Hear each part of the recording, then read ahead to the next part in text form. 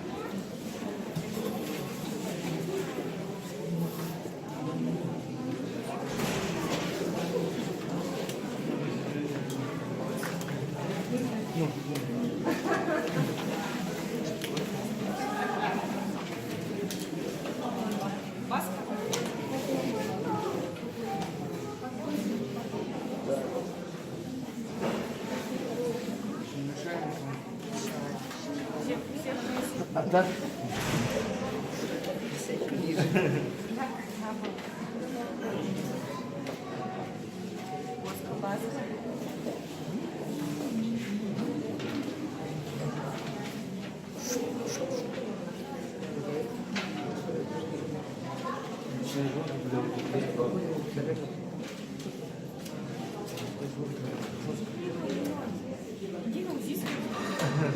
Не болтать, мне что пишет.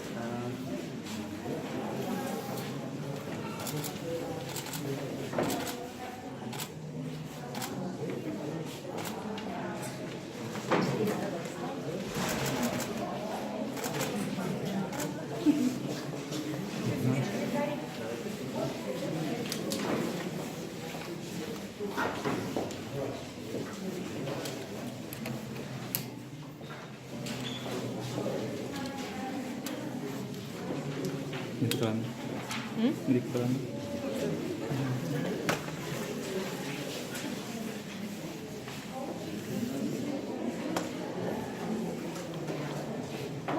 Вот.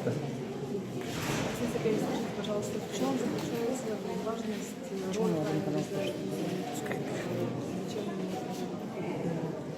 Партия «Единая Россия», она уже много лет проводит внутрипартийные праймерис на все значимые должности, в том числе такие выборные должности, как депутаты городских законодательных собраний и республиканских. Сегодня у нас праймерис очень важный. Это мы избираем кандидатов от партии «Единая Россия» на выборы в городскую думу, государственное собрание Алтума.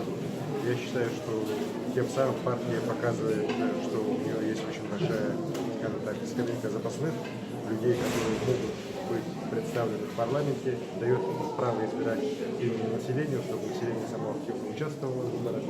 Я доволен тем, что в этом году праймерис проходит неформально, идет настоящая такая острая конкуренция. Я считаю, что именно вот такая конкуренция внутри партии, она очень важна для больших партий, таких как «Единая Россия», которые борются не за 5-7%, а борются за 50 и больше процентов.